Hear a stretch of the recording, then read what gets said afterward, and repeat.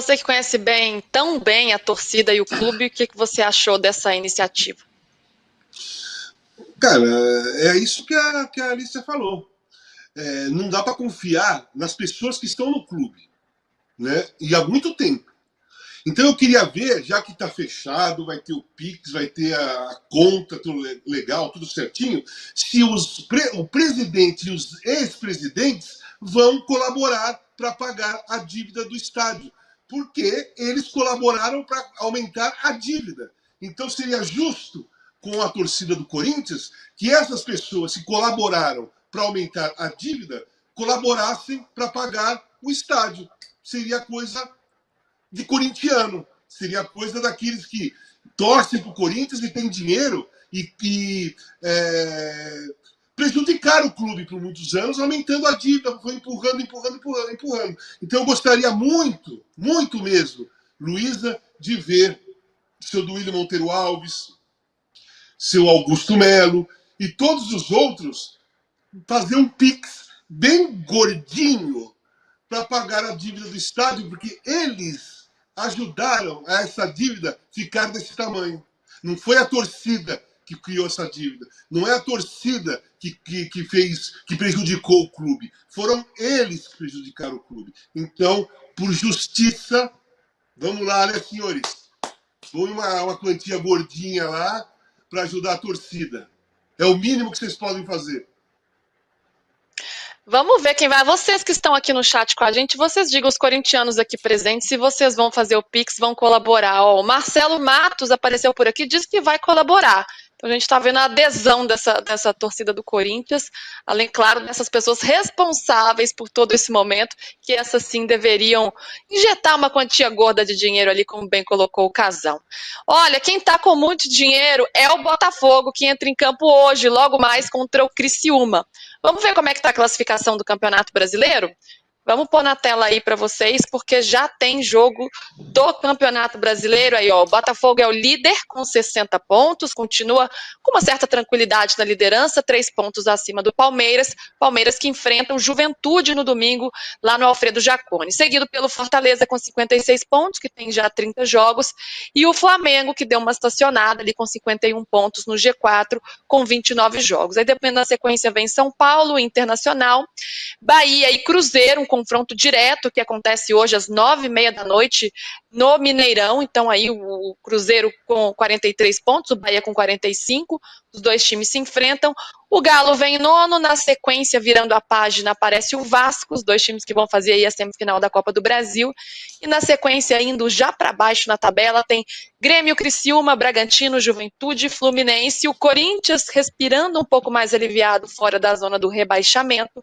E aí, dentro do Z4, o Atlético Paranaense, que entrou depois da derrota para o Corinthians, o Vitória e o outro jogo de hoje, que é entre Atlético Goianiense e Cuiabá. Cuiabá na penúltima colocação e o Atlético Goianiense é o lanterna.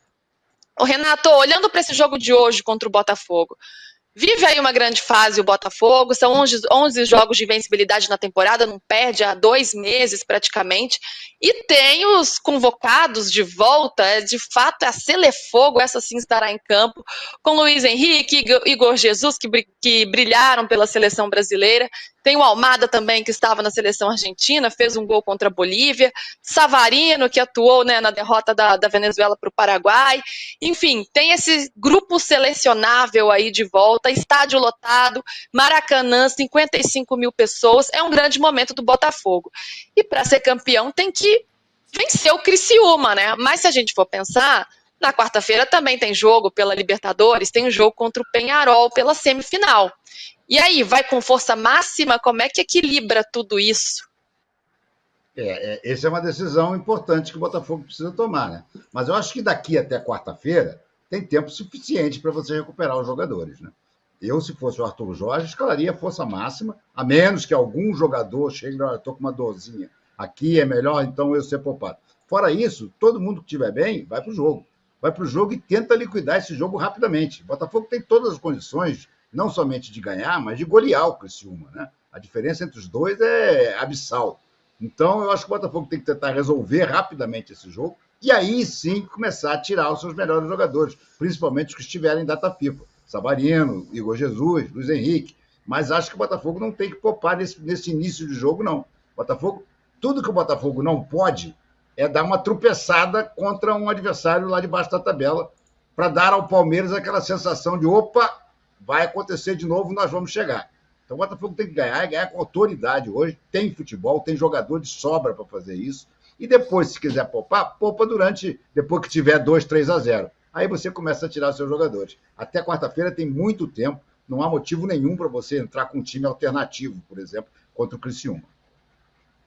E lembrando que, teoricamente, é um jogo tranquilo, porque o Criciúma está ali no meio da tabela e entrou nesse Campeonato Brasileiro para não lutar contra o rebaixamento, mas o Botafogo só tem 5 derrotas no campeonato, e uma delas é justamente para o Criciúma.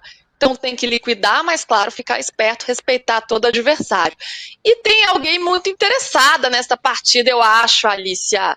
Será que uma vitória do Botafogo pressiona o Palmeiras no domingo contra o Juventude? Ao mesmo tempo, um tropeço dá aquele fôlego para o Palmeiras?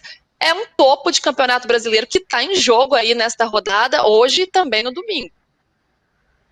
Sem dúvida, mas eu acho que é o tipo do jogo em que é tão esperada a vitória do Botafogo que não é exatamente a rodada para dar o bote, né? Em que o Palmeiras está esperando dar o bote, e o Palmeiras tem um jogo muito difícil no domingo, né? O jogo que fecha essa rodada estendida, misturada de brasileiro com Copa do Brasil, né? Domingo, 8 horas da noite. Ganhar no Alfredo Jaconi é muito difícil, né? O Juventude deu o trabalho para o Flamengo, para vários outros clubes dentro da sua casa. Então, é uma rodada em que o Palmeiras tem uma partida muito mais difícil que a do Botafogo. Então, imagino que na continha ali do Abel, no Excel do Abel, os 3 pontos do Botafogo contra o Criciúma estejam ali quase que garantidos. Então, é uma rodada para o Palmeiras não deixar o Botafogo escapar, mais do que uma rodada com grande oportunidade de o Palmeiras dar o bote e, né, buscar essa liderança. Então, concordo com o Renato, assim, é a hora do Botafogo entrar, fazer um primeiro tempo muito forte, garantir um resultado, porque tem tempo para se recuperar. Né? Acho que a gente também entrou nessa coisa do calendário muito pesado e, de repente, não dá para um time jogar 2 jogos em 5 dias, né? Dá. Então tem elenco para isso, 6 dias, tem elenco para isso o Botafogo, e tem elenco para, mesmo poupando alguns atletas no segundo tempo, conseguir vencer o Criciúma. Então acho que um resultado mais provável realmente é terminar essa rodada com o Botafogo ainda na liderança. Temos hoje também, 9h30 da noite, um Cruzeiro e Bahia, que é um confronto direto no meio da tabela, como eu coloquei. O Bahia hoje é o 7º colocado com 45 pontos e o Cruzeiro o 8º com 43.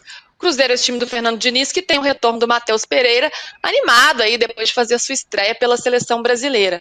G6 é uma meta possível para esses 2 times, Casão? E quem você vê melhor neste momento? Os comandados de Fernando Diniz ou de Rogério Ceni?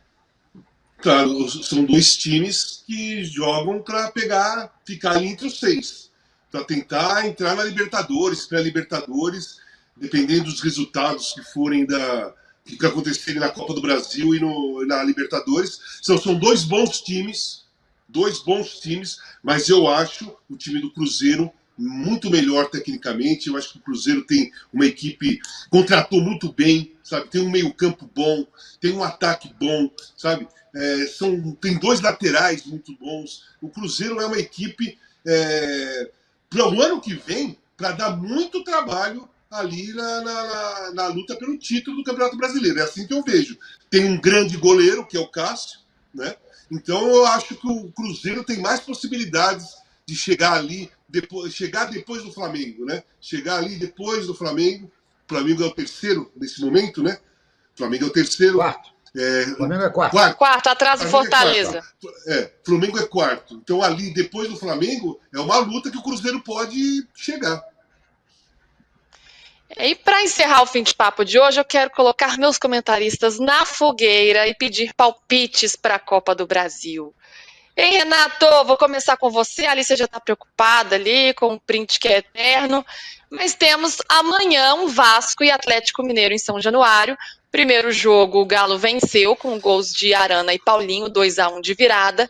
E o Vasco vem de uma derrota aí um pouco decepcionante para o São Paulo, um 3-0. mas agora está animado, fez um treino aberto hoje em São Januário, então está tentando corrigir aqueles erros que cometeu no meio da semana e se animar para essa partida num caldeirão que vai estar São Januário. Como é que vai ser esse jogo, hein, Renato? O que você espera? Eu espero um jogo muito nervoso, o Vasco tentando desesperadamente chegar ao gol, mas eu vejo o Atlético com mais time. Eu acredito que o Atlético se classifica, eu apostaria num empate em 2-2 em São Januário. E aí classifica o Atlético Mineiro. Um empate animado, hein, para matar torcedor do coração. E aí, animado, Alicia? Exatamente. Animado. Pois é, São Januário é aquela coisa, né? Dá uma força pro Vasco que, tecnicamente, talvez ele não tivesse, né? Foi assim contra o Fortaleza, conseguiu vencer e eliminar o Fortaleza nos pênaltis na própria Copa do Brasil e seguir adiante. E o Galo tem a Libertadores, né? Então, assim, o Galo tem obviamente, o interesse de seguir vivo e buscar a final da Copa do Brasil, mas tem também ali um pezinho naquele torneio que é o que todo mundo mais quer, né? Então, hoje tinha 10 mil pessoas no treino aberto que você mencionou. Então, não sei, eu vou arriscar no meu palpite, vou dizer que o Vasco vence por 1-0 e passa nos pênaltis para enfrentar o Flamengo na final, que eu acho que, por mais que seja difícil o jogo no domingo, o Flamengo vai passar. Já pensou? Flamengo e Vasco, final da Copa do Brasil? Seria a segunda vez. Carioca. Seria a segunda vez que decidiriam a Copa do Brasil. Verdade, é verdade. E aí, Casão? Não, eu acho que o Vasco passa também. O fator casa vai ser muito importante para o Vasco, como o fator casa vai ser muito importante para o Corinthians. O resultado é o mesmo. Os dois perderam de um gol de diferença. Então, eu acho que a final vai ser Corinthians e Vasco. Eu não falei qual é a minha final. Exato, Flamengo não falou, tô esperando. Não, Flamengo e Atlético, porque eu acho que o Atlético... Ai. Eu acho que ninguém consegue reverter. 2 empates que classificam o Flamengo e Atlético Mineiro. Tudo apertado, tudo emocionante, é o que teremos então nessa semifinal de Copa do Brasil neste fim de semana. Meus amigos, um grande beijo para vocês. Gente, dê uns últimos likes daí, ainda dá tempo. Deem aquela moral aí pra gente, se inscrevam no canal do All Sport, sextando aí com a gente. Casão, um grande beijo, Alicia, Renato, até mais, hein? Continue acompanhando aqui o All Sport e o canal UOL. Tchau, tchau. Uau.